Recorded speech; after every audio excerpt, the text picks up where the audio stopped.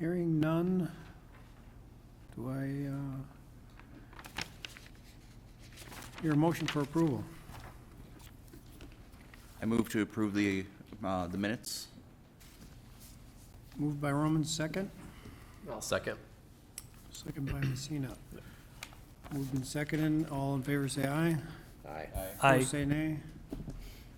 John, when I wasn't here, so I don't vote, correct? Abstain. Okay, abstain. Do I call for a abstain, or is it just she doesn't vote? She can state during the vote an abstention. Got it. So ayes, nays, and abstentions. Okay, so then I'll abstain. So just to clarify the record, I'll have 4 ayes, 0 nays, 1 abstention. Thank you. All right. Next item on the table, John, why don't you give us some background Okay, thank you. regarding ordinance amendment, C2 zoning uses, staff report by John Hinsman. Okay, thank you, Mr. Chairman. Planning Commissioners, tonight you're asked to hold a public hearing to consider an amendment to the zoning code related to C2 uses. Within the district, we have a number of properties that are zone C2, which are shown on the map here, whoops, in the red. I'll go over some of the details of some of those uses here in just a moment. But the action we're requesting tonight is based on a couple of purposes. One is to eliminate some ambiguities that currently exist within the C2 zoning district, adding some further definition to some allowable uses. Within the proposal, we are providing a definition for camping areas and lodging facilities as shown within your amended ordinance. We're using some terminology amendments to match more commonly used terms within the law. And then we're requiring that sales be a component of any commercial establishments requiring large sites for off-street parking or outdoor display. So in those types of circumstances, there needs to be sales of that item as a component for that to occur. We'll be removing uses that are not presently utilized within the C2 zoning district that are inconsistent with the Vermillion Street Corridor Study, which relate to manufacturing home sales and building material sales, which are currently allowed within the district. Excuse me, and then clarifying the application of site plan review requirements for any site plan modifications. The current language there's a bit of uncertainty as to the application of that. So why are we looking at doing this tonight? A couple of different reasons. Number one, we have not taken a look at this zoning code in about 50 years. The zoning code that exists today within the C2 code is pretty much what it was in 1970 when this zoning code was adopted. The uses along Vermillion Street have changed, planning along that corridor has changed, and so we want to be able to take a look at the uses within that district. Second, we went through the Vermillion Street development, economic development plan here in 2018. That study creates a plan for overall economic development within the corridor. Some of the uses within the existing C2 code are not consistent with what we had desired under the Vermillion Street development study. And the third is we have a pending lawsuit ahead of us. As the information that you have received at your Diaz points out, there is a pending lawsuit challenging a determination that the City Council made on an appeal of an administrative decision that I had relating to a use within the district. And so looking at that, looking at the ambiguities which led to that action, and talking with our attorney, our city attorney, and also our representation from the Minnesota League of Cities, who's representing us in this lawsuit, we thought it would be best to clarify the desire of what we would like to see within the district so that we can eliminate future ambiguities. And so that's what we're looking at doing tonight. When we take a look at the district itself, the C2 district is shown here within the map. Basically, it's these red properties that are located south of the Vermillion River. Variety of different uses. A lot of them relate to auto sales related uses. We have a used car sales lot down here, Valley Chevrolet here, Hastings Ford down here. We've got and Hastings Chrysler over here. We've got other properties that are also within the district as well. We've got a car wash facility located here, motel at this location, the 2 vacant lots here, which are the subject of the lawsuit. We have Hastings Terrace Mobile Home Park here, which is an existing non-conforming use. And then we have a couple of oddities within the district. We've got a single-family home down here, which is zoned ag at present, or which is off of Urban Services. And we also have this property here, Pro Power Rental, which is located here on 33rd Street. So this are the properties that make up the C2 district. When you take a look at the commercial districts that we have within the city code itself, essentially the C2 district is intended for automobile sales primarily, out of the different sales that are offered that require kind of large lots for display of merchandise, larger pieces of merchandise, was really the intent of that district. When you take a look at those intents and you take a look at the Vermillion Street economic development guidelines that we had established with the study, we want to be able to make sure that the zoning district ahead of us and the changes is more consistent with that. And so with that, I can stand for any questions. And again, this is a public hearing, and you may open that at this time. Thank you.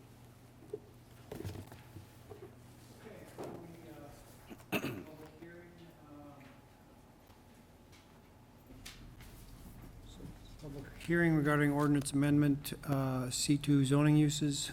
I see we have someone in the audience that would probably be interested in speaking. Would you like to come to the podium and let us know your name and address and maybe who you represent? Mark Lambert, 6770 Stillwater Boulevard, Suite 110, Stillwater, Minnesota. I represent Summit Management LLC and Hastings Commons LLC. I do have some comments, but I first wanted to ask a question of John. Would that be inappropriate? I don't believe it would be. That'd be fine. Yeah. John, I guess I'm trying to understand the purpose in the definition of adding a camping area. As you know, Hastings Commons owns the manufactured home community and RV community at 2505 Vermillion Street. Well, that's not what my comments are intended to address tonight. I guess I'm concerned, is there some purpose in adding camping area that will impact the Hastings Terrace community? I don't think it should on that one. I think that we've had discussions that using camping-type vehicles within there, the expansion of spaces that have not already been defined is something that we would not allow. But it's not intended to affect To the anything extent we have beyond that. existing uses, your intent with this change is not to address the Hastings Terrace community? Correct. Okay, thank you.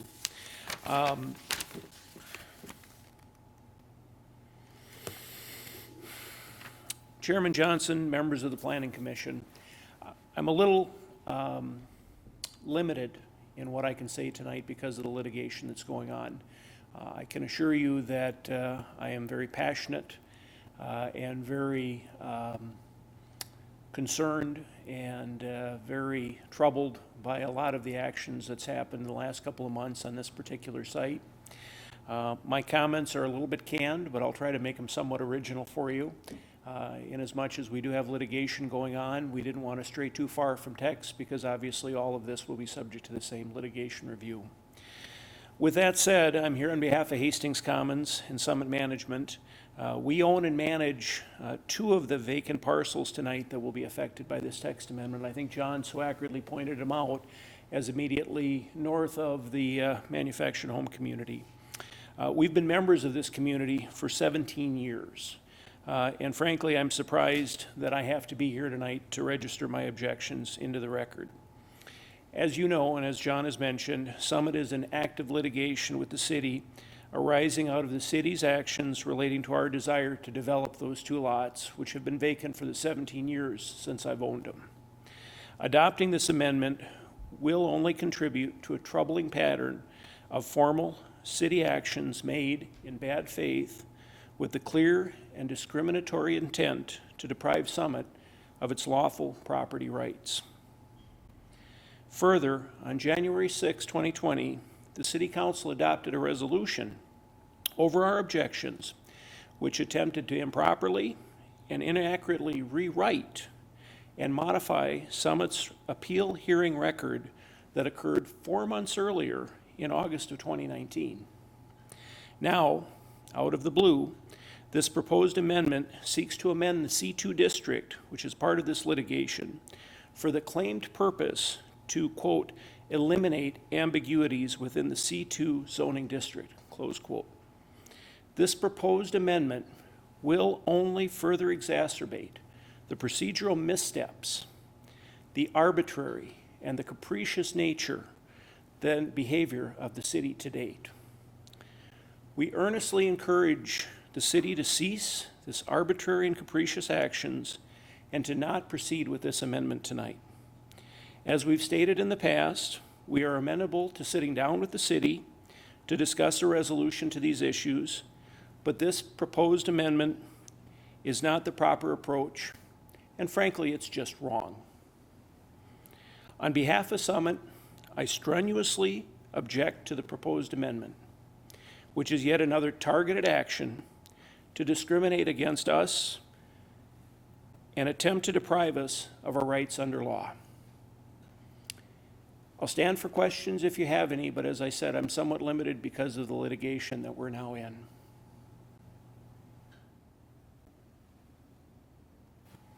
Thank you.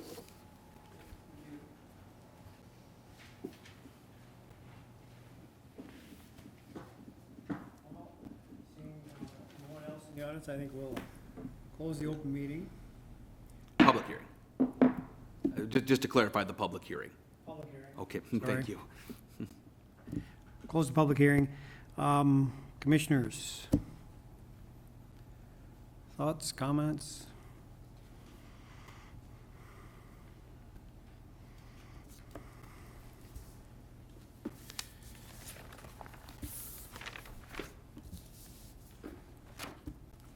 I guess I might jump in and maybe, and again, the background with previous changes, I mean, what this gentleman is pointing out, it's all a little fuzzy to me. Maybe you could explain, you know, what the current ability uses are for these properties, and what are we changing? What does this ordinance amendment change? Sure. Mr. Chairman, Planning Commissioners, when you look at the existing ordinance right now under C2, it's termed the C2 Highway Auto Specialized Commerce District. We're proposing a change to that title to C2 Highway Auto Sales and Service, taking out the specialized commerce. We thought that term was a bit ambiguous.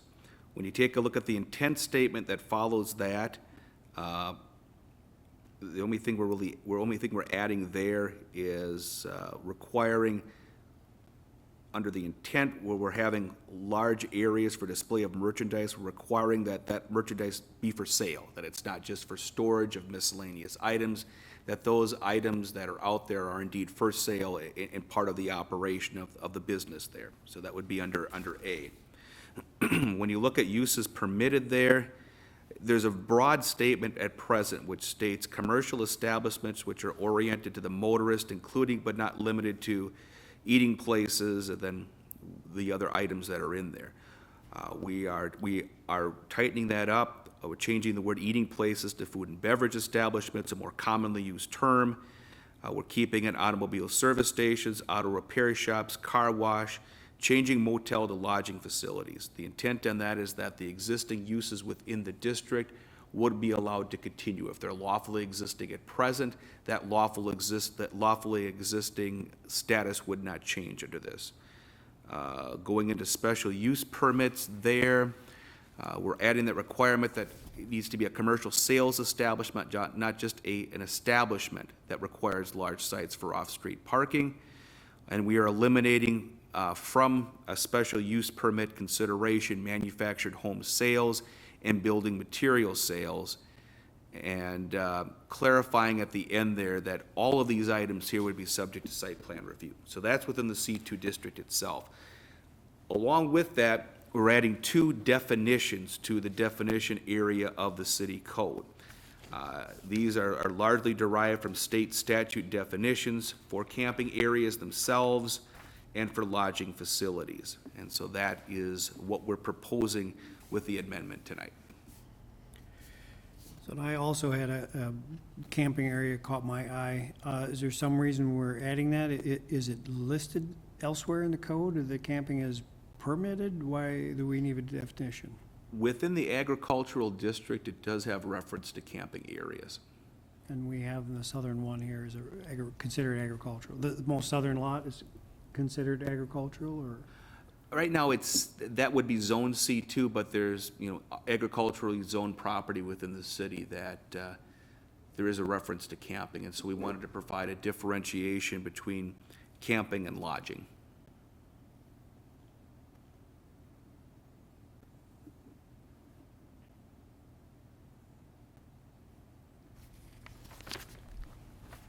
So other than, let's say the sales component, where, let's say before you could have put storage units, and now you can't because there needs to be a sales component. Correct. There would- So I'm getting that this is the main differentiation here. The main differentiation on that is whatever is displayed, that is merchandise, items for sale within a C2 district, under this change, those items would need to be for sale. They simply could not be stored there. Gotcha.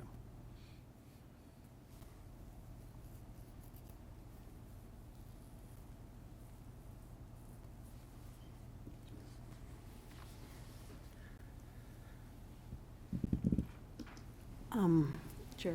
Commissioner Stevenoff.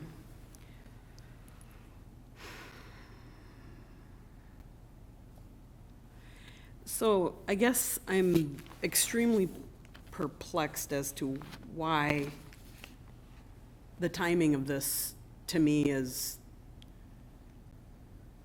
I have no idea why you would change any zoning that was currently in a litigation type situation. It blows my mind, actually. Because it sets you up for a lawsuit as a city, and it, it opens you up.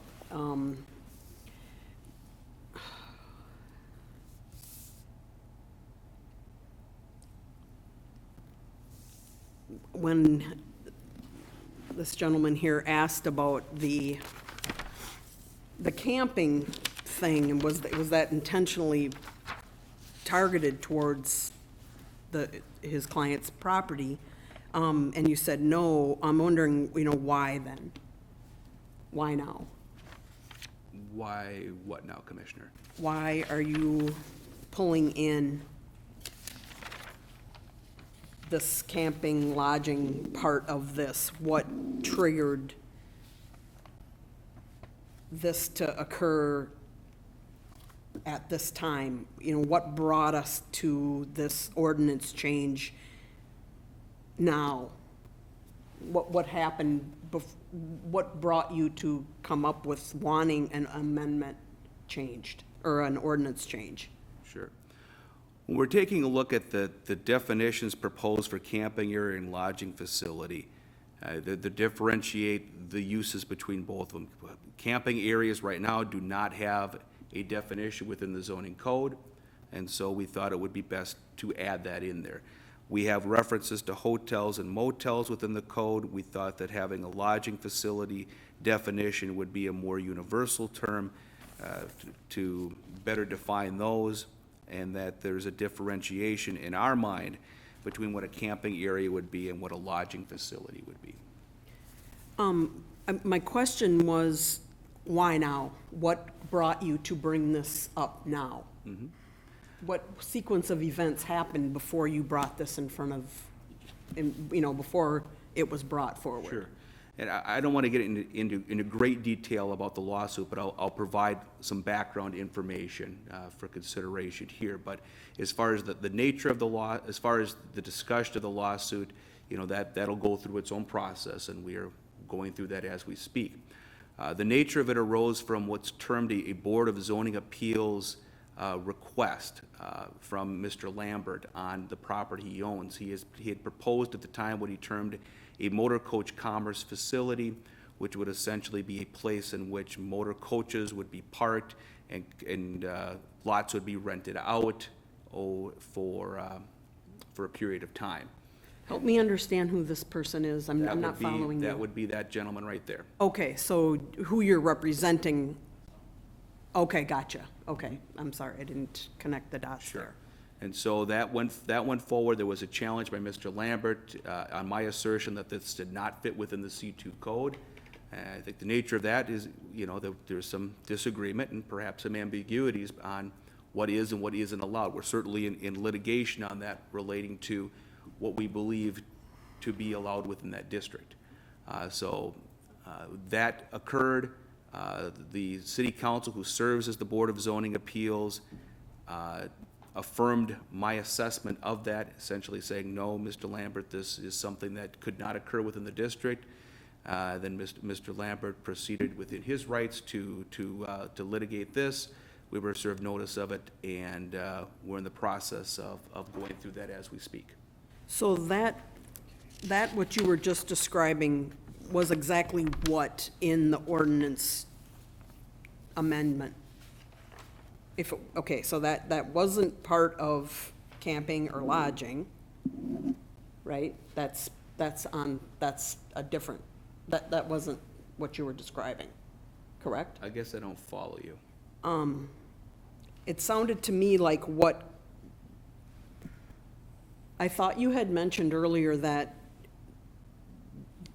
this litigation did not bring, or that you mentioned to him that you didn't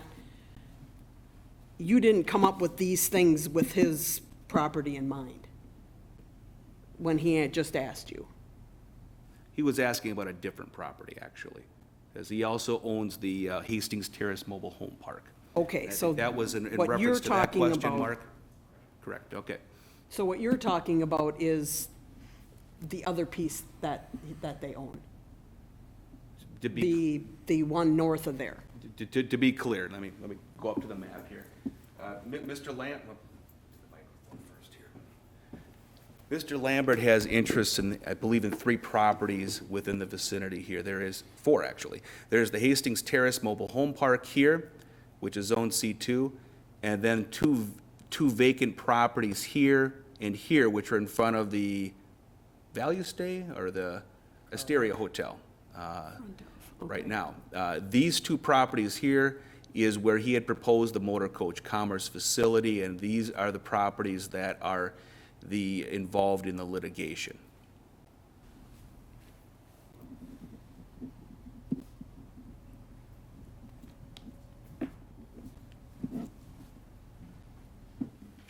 Mr. Chair.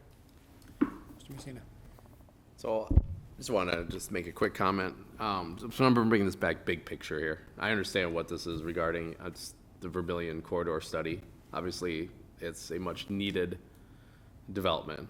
If you look at cities like Red Wing, West St. Paul, Ridgefield, what they've done with their main streets and how they've revitalized those corridors that were, empty storefronts and so forth.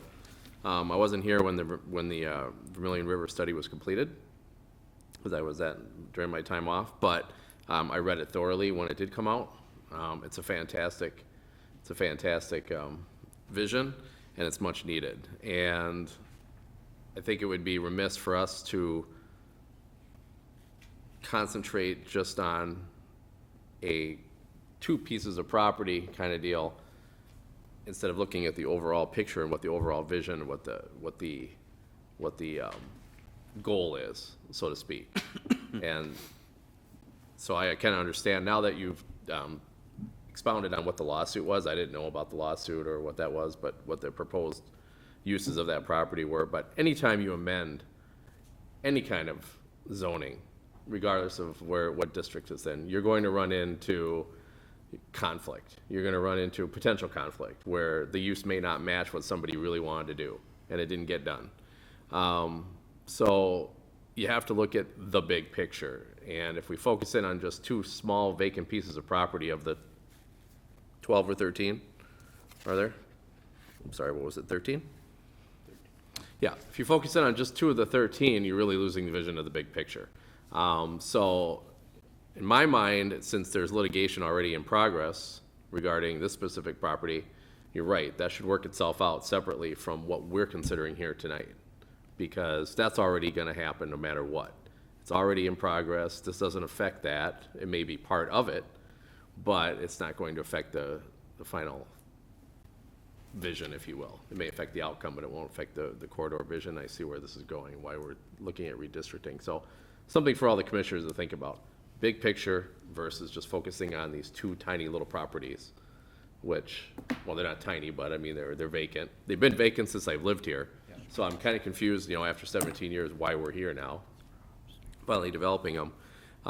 But going forward, I can see why you want to hone in on the use of that property based on what the proposal was, because it doesn't fit with the proposed vision of the Vermillion Corridor study.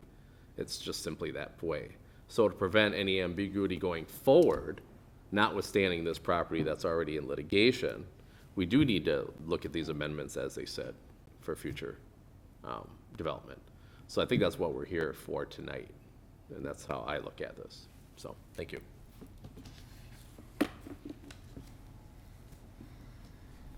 Mr. Chairman? Mr. Hallberg? Couple quick questions, I guess. For me, it defines that with sales, let's see, it mentions multiple times for sale. How does sale and rent equivalent? Is there any sort of definition? Just thinking of, like the property down by the Pro Power down there. Their facilities are not, some of their items up there are not for sale necessarily, but they are for commerce. So is there a difference in the definition, or is there a definition somewhere of it? I guess that's where just a little confused on some of the ambiguity there. Sure, Commissioner Romans. It's a good point. In my mind, I don't differentiate between rental and sales. I'm intending the word sales to be universal of both. Okay. Just that, is there anywhere in our city code any definition between a sale and a rental? Because you could get into rental if it's a space you could be renting versus a product you could be renting, which makes a world of difference in what it could be used for. Yeah, I don't know if there is. I mean, my belief is that when you are operating a rental facility, that there's commerce going on there, certainly that commerce is a sale.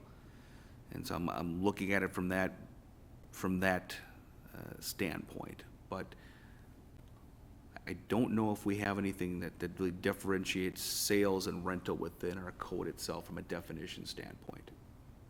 All right. Yeah, that's all I had for the moment now. Okay. Mr. Chair? Mr. Pacino? Do you have a quick question?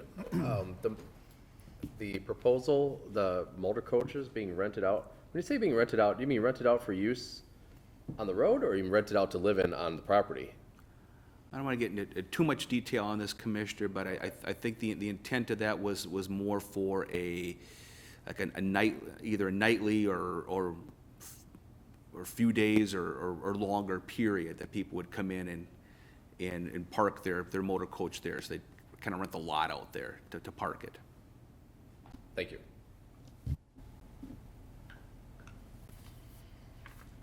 Mr. Commissioner, Mr. Chair. John, with the sales, is it, I understand what Commissioner Ruins was saying about that. Would you consider sales and rentals more of like transaction in terms of a commerce issue? As like a differing, do you know what I'm saying? Transaction more kind of encompassing of both, whereas the idea of sales versus rental, coming from a commerce perspective, if you've got a product that you're selling, it's a part of a transaction versus renting out a business front like you were saying. I don't know if that makes any sense. That's more towards Kyle as well, because that's the way that I look at it, as sales and rental are both part of a transaction. So that's just the way I look at it. Okay. Yeah, I hadn't thought about it in that way, Commissioner. Maybe a way to define it.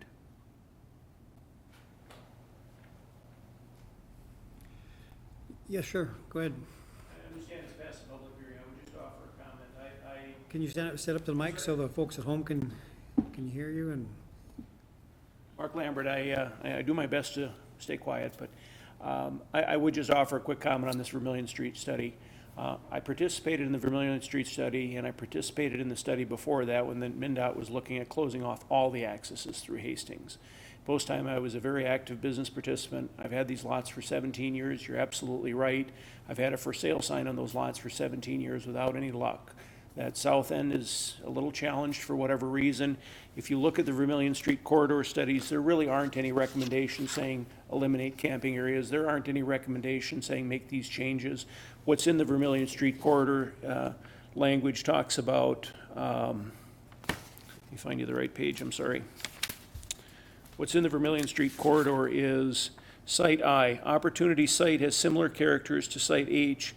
The existing uses, meaning the auto body, the auto parts, the car wash, are appropriate for this area but can be enhanced with facade, parking, and access improvements.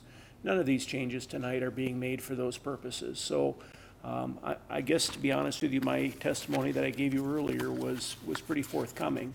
I do think that this is a direct target for our litigation. It's directly in response to what's happened. And I guess, well, John will certainly tell you that there are reasons to change the camping area. The issue of the camping area has come up in our litigation because that's one of the defenses the city is putting forward as to why we can't have a motor coach commerce facility, is that it's camping. Well, there's no support for that in the ordinance now, but what's quietly being asked of you here is to make that change. So I guess the disappointing thing that you should ask here is how truthful are we being told about what we're being asked to adopt? I understand you represent the city of Hastings and you are the city of Hastings in this capacity, but similarly, I think at some point there needs to be truth and honesty about what's happening. To me, this is a very bad faith action. This is frankly retaliatory. This is in response to our litigation. It wouldn't be here tonight were it not for the litigation, and I think John Hinsman owes you at least some honesty in what he's asking you to adopt tonight. Thank you. Mr. Chair? Trustee Malone. I guess, I just think that there's a time and a place for ordinance amendments. And I think that the city is vulnerable during time of litigation to make changes to an amendment directly involves ongoing litigation.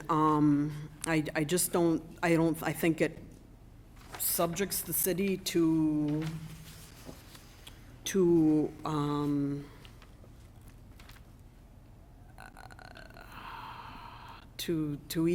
even more than what's already been caused legally. I don't know, there's no reason why an amendment change needs to come forward when there is ongoing litigation involving a property. If it's important enough to bring up, it can be brought up after the litigation is over.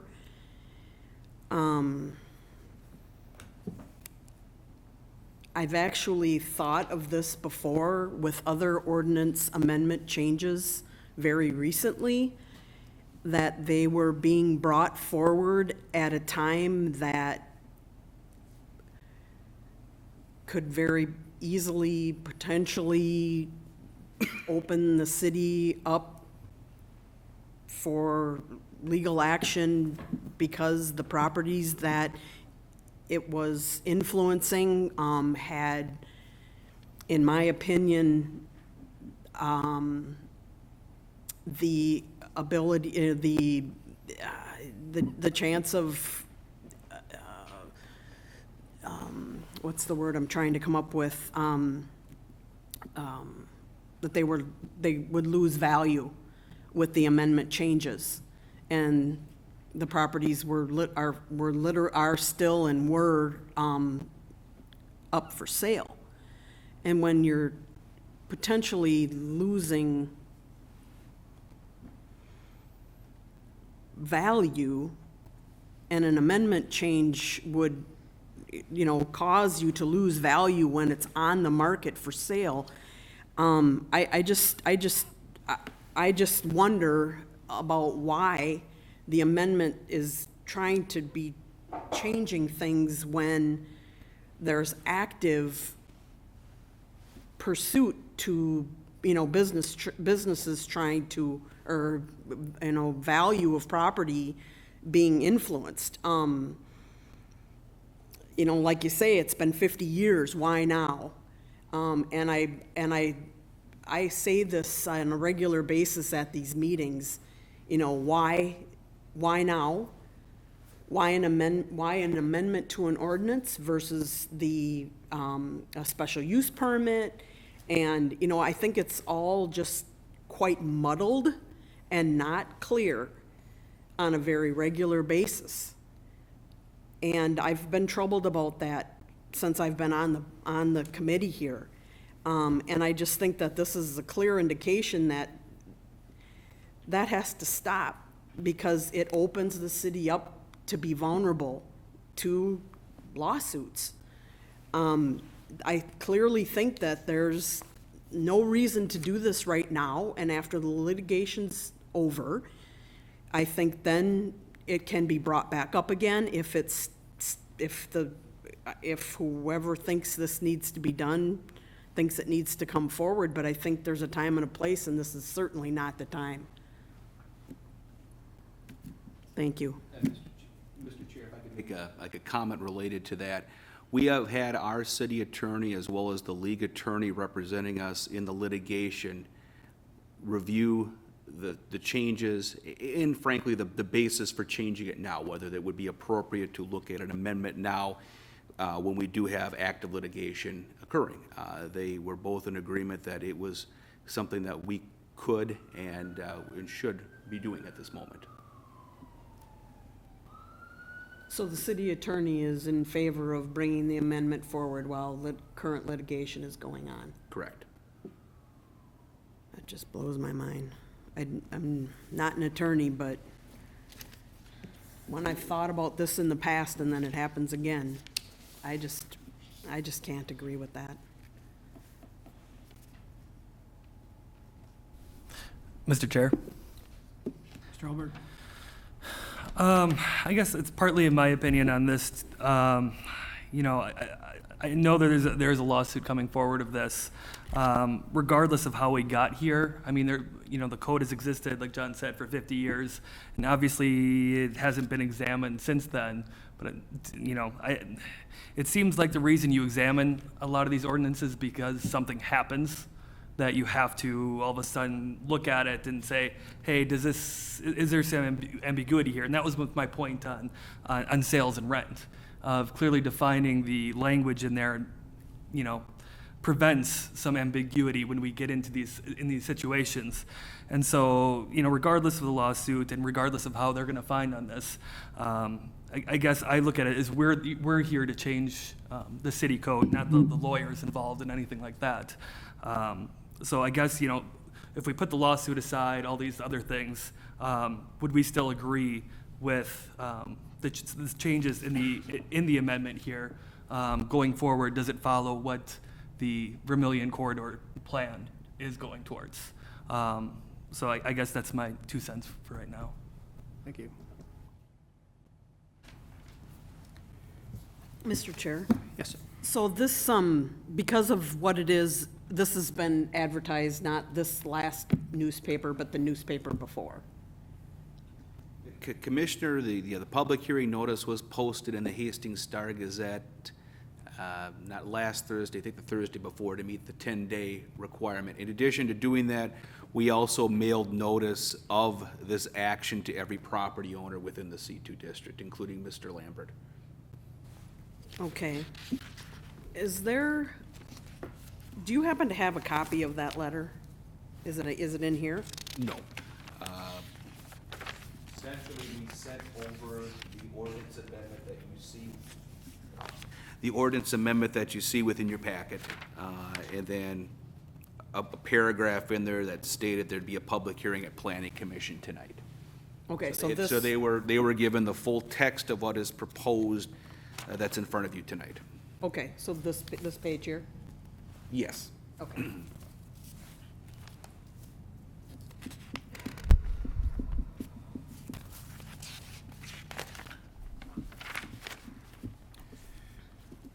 Well, I find myself sort of aligning with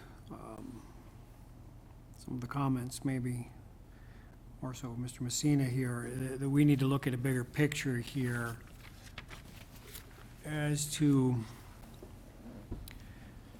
you know, sort of streamlining the ordinances to accommodate the Vermillion Street corridor study, because that's what we want to have happen to this district. And so I wasn't sure, but I tend to agree with Mr. Holberg too. I think, you know, these properties aside, we can make a recommendation here to the city council, and that's all we can do. I mean, we're not making a decision here, this is a go or no-go, we're making a recommendation. And so in light of all that, I think I know what our recommendation might be. And I agree, there's, sometimes these ordinance amendments seem somewhat pointed, but things do come up that point them out to the city, and then I think the city has to go, well, wait a minute, we really don't want to cross this bridge again, let's make some corrections. People get caught in the middle of that stuff, you know? But I don't think it's our job to resolve who's in the middle of what, but sort of follow that train of thought, like Mr. Messina brought up, when you look at the bigger picture here, and does this amendment make sense in the long term and the bigger goal that we have in mind here? That's my 2 cents. Mr. Chair? Mr. Messina. Yeah, just to expand on that real quick, you know, if you look at the Vermillion corridor, not just this property, but if you just expand your thinking out the whole entire corridor, if we consistently look at I mean, the path forward is not always a straight line. That's why we're here. If we consistently always wait until the next objection or wait until the next whatever, we'll never move forward. We just will never move forward. So sometimes you just have to just say, okay, yes, we're gonna move forward at this, and it'll be addressed. The lawsuit's gonna go forward regardless of what we say here tonight. So it's not, it's not gonna stop, or it's not gonna gain whatever. It's just gonna go forward regardless of what we decide here tonight. And we have to look at this big picture. I mean, if we had 13 people show up tonight and each individual person had a different idea of what they wanted to use the property for, and none of them fit within this, and now we're waiting 13 different levels of objections until we move forward, you just can't do that. You have to think big picture, and then when we do have those hiccups, we address them, and they're being addressed. They're being addressed outside of what our scope is here, and that's not our scope here in the Planning Commission. We make recommendations to the City Council, and the City Council then makes those final decisions, and that's what we're doing here tonight, correct? Because this will go in front of the City Council for final approval That's correct. in a couple of weeks or whatever. If it passes. So that's what we're doing here, is we're making a recommendation. Does this fit what we're trying to accomplish in the next, whatever the study covers, what time period that covers? And that's what I'm looking at tonight. So I'm not really focusing on the individual litigation that's occurring, because every time we take that step forward, 2 steps forward, then we take 3 steps back because somebody says, well, wait a minute, we just never move forward. And so that's the reason why, in relation to your comments about how uncomfortable you are with making these decisions, Yeah, not every decision's a popular decision, but there's right decisions and there's wrong decisions. And not all of them are gonna be exactly popular with everybody. So unfortunately, that's kind of what we're up against whenever we make a change to any kind of an amendment or a zoning ordinance, so. Any other thoughts or comments? Otherwise, I might entertain a motion. I just need a second if I could. I'm Sure. just trying to figure out what these properties are exactly. So is what's that place called? Asteria? Okay, so that's that. This one here is the, Car dealership. oh, that's Ford. And Yep. so then this one is the camper rental, Correct. Where did it go? Right, this one here, right. 33rd Street. Commissioner, would it be helpful if I kind of pointed out the properties on the big screen there? Yeah. Sure. Okay, let me do that. Yeah, the scale's kind of tough to look at. So So, on our tour of Vermillion Street here, we've got, Vermillion Street here, 23rd Street, that's Deals with Wheels. That's the used car operation that was just started operation this year. Heading, That is a special use permit. it is, yep. Auto sales would be a special use permit, correct. So it's not a C2. It is a C2. It is a C2. Within the C2 zoning districts, as within the other zoning districts we have within the city, there are what are termed permitted uses, which means you can go ahead and do it, and uses by special permit, which require a special use permit by planning commission review, city council approval. Okay. So we have that property here, going down on the east side. This is Hastings Car Wash, Wonder Wash, something like that. It's a car wash operation. At 24th Street, this is the Asteria Inn, the former Super 8 property there. In front, there's two vacant properties that are owned by Mr. Lambert, Summit Management, I think, or Hastings Commons. And then next to that here, these two properties consist of Hastings Terrace Mobile Home Park. That's a non-conforming use is what we term it. This predates the establishment of the zoning district there. As you move down, this is the Y right here owned by MnDOT where 316 comes in. This is Hastings Chrysler at this location. Valley Chevrolet over here. At 33rd Street, we got Pro Power Rental. It used to be a car dealership at one point, but is now that. And then heading further down Vermillion Street, this right now is a single-family property on Well and Septic. That's, for some reason, Zone C2. And then just to the south of that's Hastings Ford. So C2 is kind of hodgepodgey all over the place. So the hotels are not C2, Everything here in the red, Commissioner, is Zone C2, correct? so the hotels are not. They are Zone C2. So why am I not seeing anything to the west of 61? Across from, Commissioner, you're referring to the Nichols Inn? yes, thank you. Yeah, different zoning districts. So with most of Vermillion Street here, obviously is commercial. There's different zoning districts which regulate uses there. The ones that are shown here in red are Zone C2. The other areas that are zoned commercial down here, I believe are going to be either C3 or C4. So different commercial zoning districts.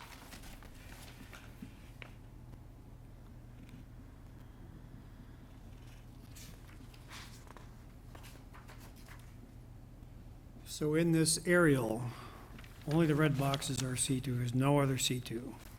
Correct. What this aerial map represents is all properties within the city of Hastings that are Zone C2. All of them? All of them. Okay. Yep.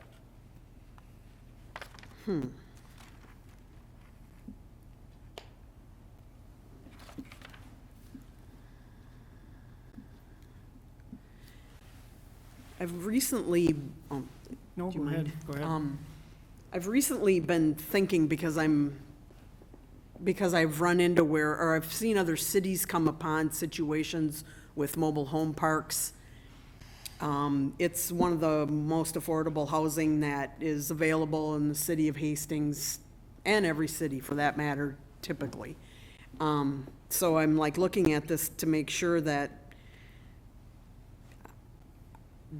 mobile home parks are somewhat protected, because I look at them as being affordable housing, and I want them to stay that way, because I feel like affordable housing is really in a crucial period here where it does not exist anywhere near where it needs to be.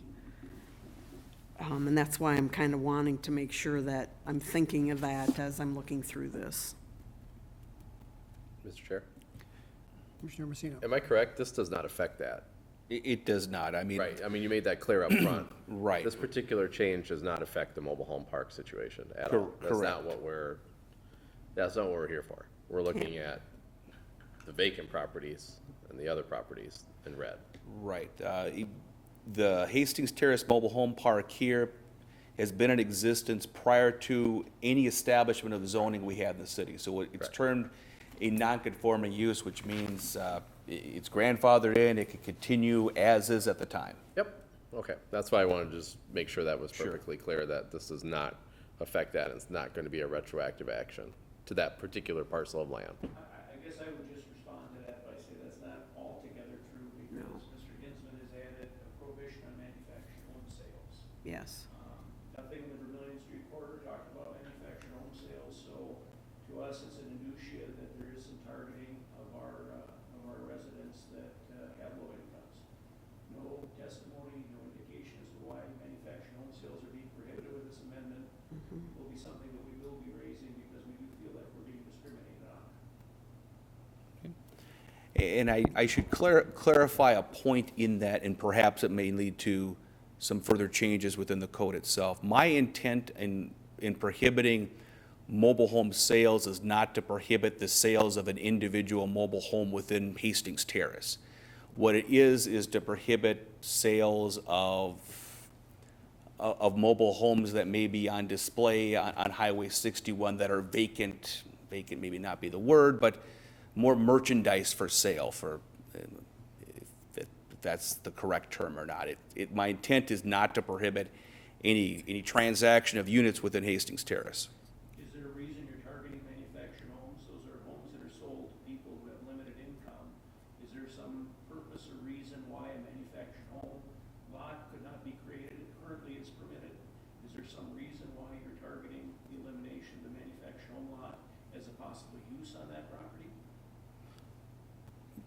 The C2 code, when it was originally written, had the ability for mobile home sales to occur within that district. We don't believe that that's appropriate for the C2 district as it sits right now, to have a large display of vacant mobile homes for sale within that district. And is that we, you, or is that, where is that coming from? Because you obviously allow automobile sales. Mhm. You allow motels. What's wrong with manufactured housing? Yeah, fair question. Is that something you're willing to change? Change what? Ordinance change. Can you withdraw the manufactured home sales removal from the amendment tonight? I would prefer not to, but ultimately, that's going to be the decision, recommendation of this body, and the ultimate responsibility of the city council. Is there manufactured home sales currently at the property that is at the corner of, what is that, 33rd and 61? 30. There currently is not manufactured home sales within the community.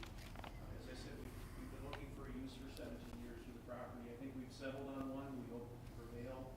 But I guess I also been kind of asking, is this a discriminatory action that the city of Hastings is taking for our low-income residents, that we now are permitted to have manufactured housing over one? And I would contend, that we have zoning districts that are specifically set up for manufactured housing, the R6 district, and in fact, that district has seen an influx of manufactured housing within the last year. I think maybe even 30, 40 units that have been constructed down there. So I guess I would then ask the question, why is it then not being considered for an R6 district here? because this has always been designated since the origination of zoning as a commercial district. It's along Highway 61. So you hope to have the use changed so it's not manufactured housing at some point? We acknowledge that the existing use occurred before zoning, and we respect that. When you say manufactured home sales, are you talking about putting them on permanent lots and then selling them and people living in them? Or are you talking about somebody goes and looks at, a whole bunch of them on trailers, decides what they want, buys it, and then it gets relocated somewhere else? My Like thought. when you go yeah. buy one, in the Yeah. bigger areas down south, like Yeah, along the my highway. thought in looking at this is, I did not want to see within the code the ability for, I don't know what you would really call it, but sales of models parked along Highway 61 for sale, something like that. I mean, that, For sale that you move once you purchase it. right, and these would not be these would not be intended to be at their final location. That these would be homes that would be for sale, and then they would be transported someplace else to be lived in. Right. And Mr. Lambert, are you on that same wavelength, or are you thinking that they'd be permanent there and people would live And there? I guess I'd ask, if we're going to continue this conversation, we want Mr. Lambert come up to the Correct, podium absolutely, here. yeah, please do. Because like Mr. Hinsman said, we do have a district for mobile, we have a very nice district for there, and there's been a lot of redevelopment in there, you are correct, and it's very nice over there, we have a place for that in the city, and, there are uses that just don't fit in the area. That's what we always are up here looking at, is does it fit? The area, the use for that property is what we're looking at, so. Mr. Chair, just to clarify, John, you're referring to basically like a used car lot, in essence, Correct. just for people at home. That these manufactured homes would be sitting there with the price tag on them, in a little shop saying, come buy me, and then we move them, correct? Correct. Okay, I just want to clarify for people watching at home, the difference between what we're looking at manufactured homes versus actual specific landing spots where they would stay, like in the R6 districts. So are you saying it's more like, okay, so it's not Wausau Homes down on Fifth and Vermillion? That's manufactured home sales. These would be physical homes for sale to be transported elsewhere. It just is not clear saying, it doesn't say that. I mean, elimination of manufactured home sales, manufactured home sales doesn't have to have a building sitting there for sale with a for sale sign on it. It's a storefront that sells manufactured homes. Sure. No, I understand, and that's a good point there, and I think something that could be clarified is the intent of my language in there was not to prohibit that type of activity, certainly. Okay. But more for the display of homes on a property that would be transported to a final location. So, a little bit south, we have RV rentals. And so if they were selling those RVs instead of renting them, this would be prohibiting it. I'm playing devil's advocate here a little bit, but what's the difference between the rental of RVs and the sale of RVs and the sale of manufactured homes along this corridor? Sure. There's a differentiation between a recreational vehicle and a manufactured home. And so this is specifically talking about a manufactured home, not talking about an RV. A mobile home and a manufactured home is extremely hard to differentiate when you look at it. And they, you know, like manufactured homes are like almost like a prefab situation. They're not motor vehicle registered. But motor vehicle registered is a camper also, and a mobile home. Because there's manufactured homes, if I'm not mistaken, in that mobile home park that he owns. They're manufactured homes, and if you sell, they would be for sale. They're displayed. There's a for sale sign on the outside of the home. It's currently being, they sell manufactured homes there. Mr. Chairman, would it be possible to change the language to say, just something like manufactured home sales, commercial lot, or something like that? You know, that would allow people that, you know, because if it becomes an issue that, okay, yeah, they're in a non-conforming use yet, and you change some of these terms around, that there isn't a confusion if they do have if they are living in a home there and they want to sell it off, that it's a private party transaction, not a commercial operation, where you're not having trailers all lined up, ready to be sold for a profit. Yeah. I think that would mitigate most of this concern. No, I would agree. I think that would be a good suggestion and an amendment to that, is that there'd be a differentiation or clarification, I should say, on manufactured home sales there, that the manufactured home sales are directed towards the placement of vacant manufactured homes for sale and transport elsewhere. These are not effective towards manufactured homes that lawfully exist within the district that one might want to sell, that those would not be a part of this.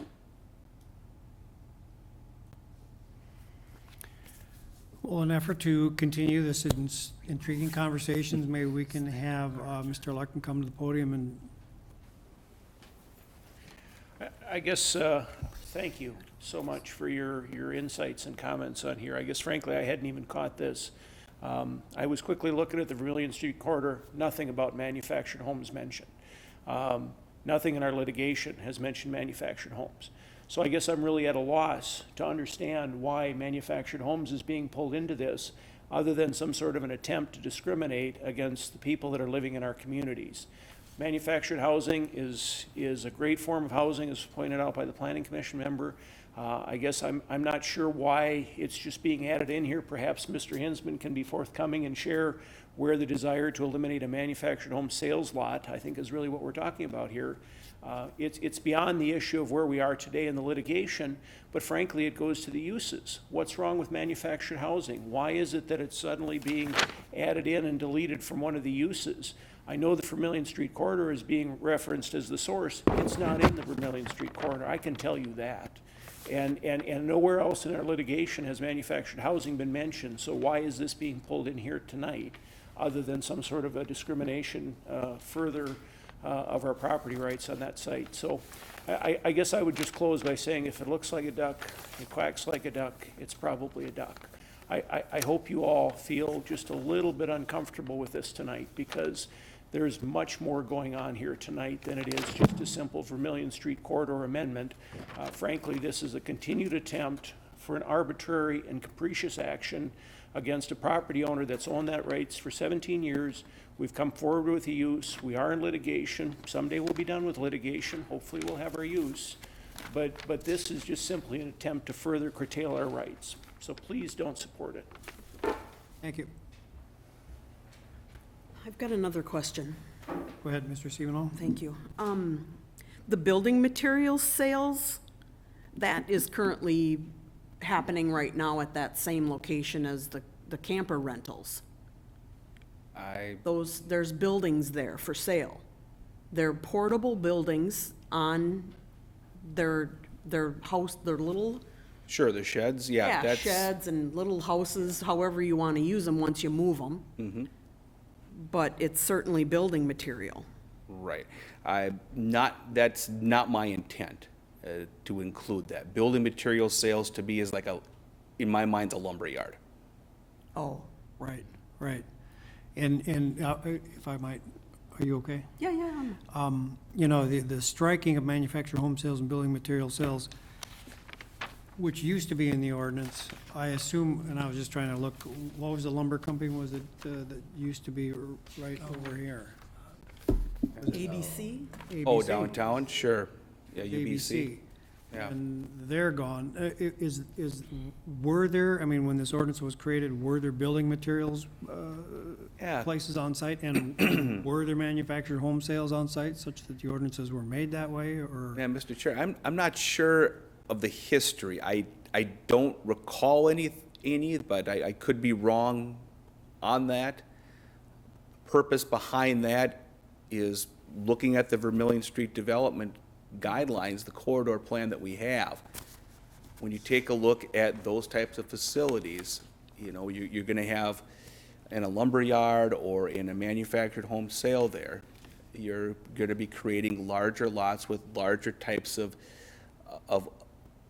pieces of merchandise that is not keeping with what we determined to be the streetscape for Vermillion Street under Right. those development guidelines. Right. So Right. that was, you know, that's the reason behind this. I mean, some of this stuff, as I went through in the beginning, you know, it deals with the Vermillion Street corridor plan, that specifically does. Other things have come from other ambiguities within the code that we're trying to clear up. But that's one in particular, when you take a look at uses within the code right now, uses that are contemplating and what the corridor would like to look like under the Vermillion Street plan, that, in my opinion, was not keeping with it, and the reason we were looking to strike that. The other thing that we did not want to do as well with this is we did not want to create a situation among the 13 properties that are there that would create more nonconformities. You know, if something is lawfully existing in operation there, we wanted to respect that.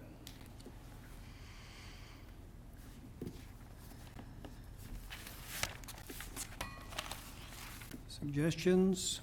I would just like to say that, you know, going back to John's comments that, you know, it doesn't, the fact that you can't have a manufactured home sales lot there or a hardware, lumber, building material store there doesn't mean you can't have one anywhere in the city. It's just saying, to me, we want to carry out the vision of the Vermillion Street corridor in this area. And I agree with that statement. Having a large sales lot, having a large operation would take away from that, the direction of the corridor assessment here. And so I guess I don't see that as being a huge deal going forward for this zoning district.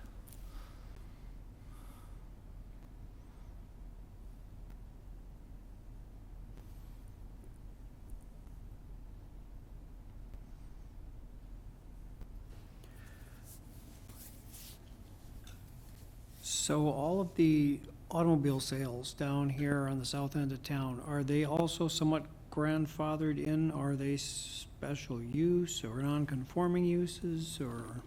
Sure, Mr. Chair, the automobile sales within the C2 district is by special use permit. So these various car sales facilities have special use permits. So they've been in existence for the big dealers on the south end of town?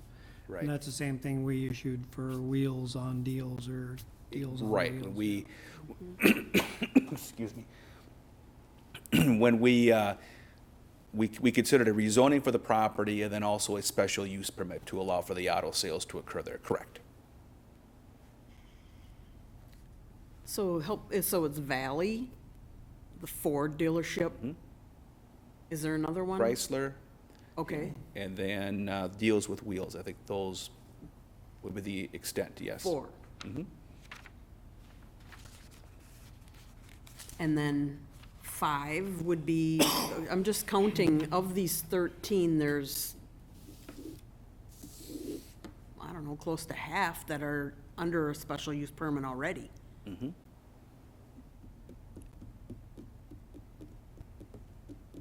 Which I don't like, I mean, I don't like seeing that, because to me, that means that the ordinance isn't even being followed anyway, it's not, But it's. just to it's- offer some clarification on a special use permit itself. within the zoning code, we have uses established which are permitted, go ahead and do them, and then uses by special use permit. Sure. It doesn't mean that those are any more or less valid. It means that in determining whether a use is appropriate for that area, a planning commission may want to review that and add certain conditions of operations because they have the possibility of potentially being more intensive. So having a label of a special use permit is not necessarily a black mark on the operation of a business. It just states the fact that they require this permit for operation, and there may be certain conditions that go along with that.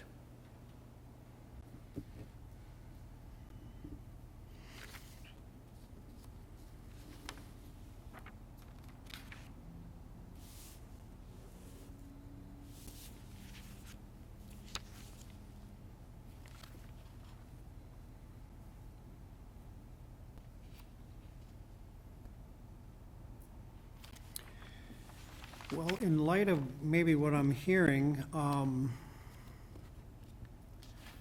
guess I might suggest that we table this amendment, maybe for some wordsmithing with respect to some of the mobile home, different comments that we've heard here tonight. I don't, do we have anything specific that we want to call out, or, and I'm, maybe we could just try and throw that motion out. We can hammer it out here in a minute and see if it gets a second and a vote.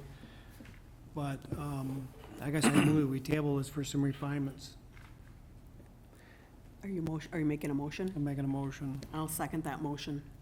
Moved and second. Okay? And again, we can vote on this. We have a discussion. Okay, all in favor? Say aye. Aye. Aye. Aye. Aye. All opposed? Nay. And further discussion, maybe we want to call out some specifics or ideas? What I've heard tonight, Commissioners, is that in relation to the manufacturing home sales, we're looking for some clarification as to how that would be affected, so that it would not affect individual manufactured homes, for say in Hastings Terrace, from being sold, but that it would affect homes that would be on display and taken elsewhere. So that's the one clarification that I've heard tonight. I'm not sure if there's others that I've missed. Anything? Is that it? I think we're good with that. Okay, well, I'll come back with that amendment in 2 weeks then. All right. Thank you for being here tonight. Thank you. I hope you can come So- back next time. Thank you. So, onwards and upwards, other business? Other business, let's see, I don't know if there was too much that affected planning commission activities from the last city council meeting. Our next planning commission meeting will be coming up on February 10th. We've got two other items in addition to the continuation of this item tonight. We will have a site plan special use permit for a mini storage operation within the industrial park. And then we'll also have a variety of land use permits related to the Schoolhouse Square senior housing facility located in Schoolhouse Square by the Green Mill. So we'll have those two actions coming forward to us on the 10th, as well as the continuation of this item as well. All right. Is anyone interested in adjourning? Motion to adjourn? Second? Second. Motion and seconded. We are adjourned.